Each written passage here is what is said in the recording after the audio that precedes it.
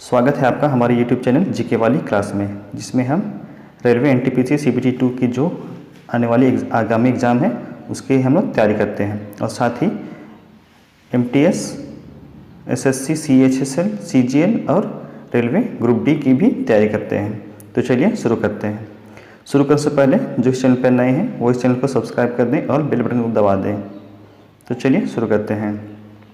आज हम पढ़ेंगे भारतीय अंतरिक्ष जो प्रौद्योगिकी है उसके बारे में, जिसमें भारत का क्या क्या योगदान या फिर क्या उसकी सफलताएं हैं उनको जानते हैं। तो चलिए शुरू करते हैं। भारत की जो अंतरिक्ष संस्थान है उसका नाम है इसरो।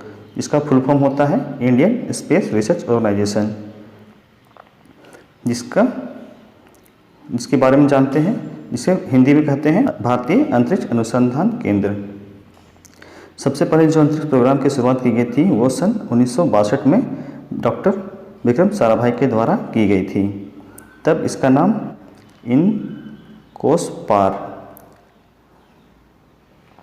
इसका full form Indian national committee for space research रखा गया था, जिसे बाद में सन 1969 में 15 अगस्त को इसरो नाम से नई संस्था का स्थापना की गई, जिसका नाम था ISRO, Indian space research organisation, जिसका हेडक्वार्टर बेंगलुरु में है और जो इसके फाउंडर थे वो थे विक्रम साराभाई।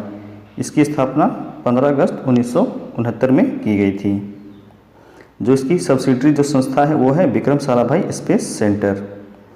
जो इसकी पेरेंट ऑर्गेनाइजेशन है वो है डिपार्टमेंट ऑफ स्पेस, जिसके मुख्य हैं हमारे प्रधानमंत्री श्री नरेंद्र मोदी। जो इंडियन जो स्पेस प्रोजेक्ट है उसके जाने से पहले हम कुछ जो पॉइंट्स हैं वो जान लेते हैं। उसके मुख्य पॉइंट्स हैं PSLV और GSLV। PSLV का फुल फॉर्म होता है पोलर सैटेलाइट लॉन्चिंग व्हीकल और GSLV का फुल फॉर्म होता है जियो सिंक्रोनस सैटेलाइट लॉन्चिंग व्हीकल। तो चलिए प्रोजेक्ट जो इंडिया के द्वारा जो मेन इसरो के द्वारा प्रोजेक्ट शुरू किए गए थे और जो सफलता और असफलता प्राप्त की है उनके बारे में जानते हैं। तो पहला प्रोजेक्ट था, जो महत्वपूर्ण प्रोजेक्ट के बारे में पढ़ेंगे जो एग्ज़ाम में आने के चांसेस हैं, उनमें से है एक चंद्रयान, जिसे लॉन्च किया गया था PSLV XLC-11 रॉकेट से और इसे लॉन्च किया गया था 22 अक्टूबर 2008 को। इसका जो मेन ऑब्जेक्टिव था वो था चंद्रमा में लैंड कर वहाँ पर जो भी जानकारी है उसे हमारे जो संस्था है वहाँ तक भेजना। दूसरा था RISAT-2B, जिसे लॉन्च किया गया था PSLV C-46 के द्वारा।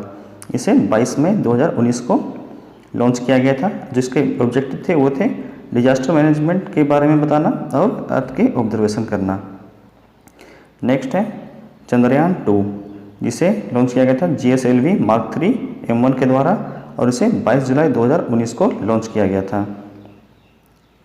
नेक्स्ट है कार्टोसैट-3, जिसे PSLV C-47 से लॉन्च किया गया था और इसे लॉन्च किया गया था 27 नवंबर 2019 को।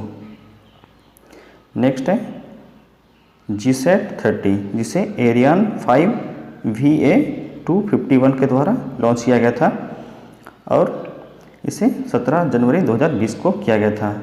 ये इसका जो मुख्य काम था वो था कम्युनिकेशन को इस्टेब्लिश करना।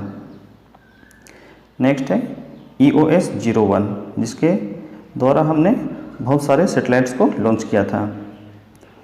जो इसके लॉन्चर थे वो थे PSLV C-49 और इसे 7 नवंबर 2020 को लॉन्च किया गया था। इसका ऑब्जेक्टिव था डिजास्टर मैनेजमेंट करना, देखना और अर्थ की ऑब्जर्वेशन करना। नेक्स्ट है अमेजोनिया-1, जिसे PSLV C-51 के द्वारा 28 फरवरी 2021 को लॉन्च किया गया था। नेक्स्ट है EOS-03, जिसे GSLV F-10 के द्वारा लॉन्च किया गया था 12 अगस्त 2021 को और ये सक्सेसफुल नहीं रहा था क्योंकि इसकी रॉकेट में कुछ खराबी आ गई थी। नेक्स्ट है EOS-04, इसे PSLV C-52 के द्वारा 14 फरवरी 2022 को लॉन्च किया गया था। इसका मेन ऑब्जेक्टिव था अर्थ की ऑर्बिट में रहना और ऑब्जर्वेशन करना और जो पृथ्वी में जो हो रही है उसके बारे में जानकारी देना। और जो हमारा जो मेन था, जो एक बहुत बहुआयामी एक प्रोजेक्ट के तौर पे देखा गया, इसे मंगलयान 1 जो कि मार्स ऑर्बिटर मिशन या फिर MOM के द्वारा इसे देखा जाता है।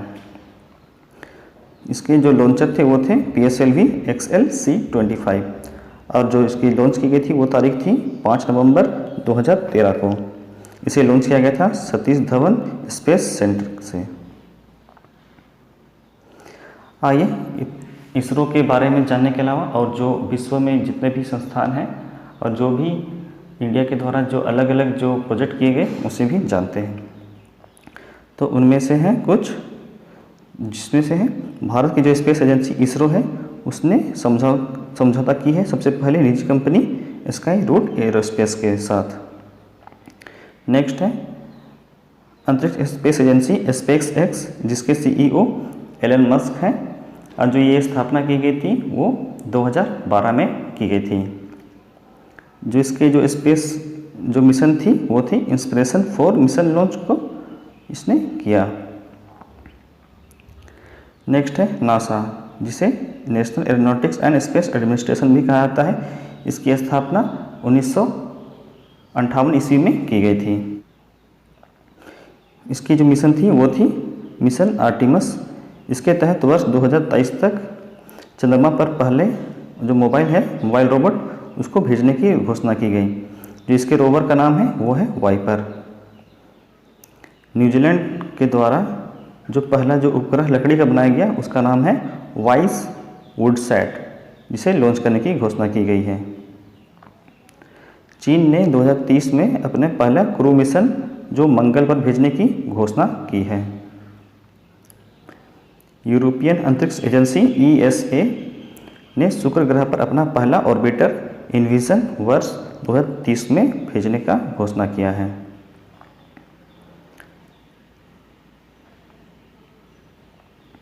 रूस ने अंगारा A5 रॉकेट का जो है उसका सफल परीक्षण किया है। ये सब क्वेश्चन पॉइंट वाइज पूछे जा सकते हैं, इसीलिए आप इस वीडियो को शुरू से अंत तक जरूर देखें।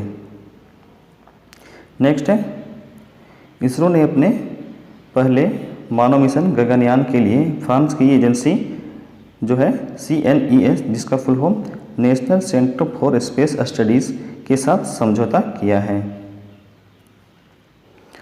नासा के जो रोवर हैं वो परसिवरेंस ने मंगल ग्रह के वायुमंडल से CO2 को शुद्ध करके उससे ऑक्सीजन में बदलने की जो सफलता है वो प्राप्त कर ली है।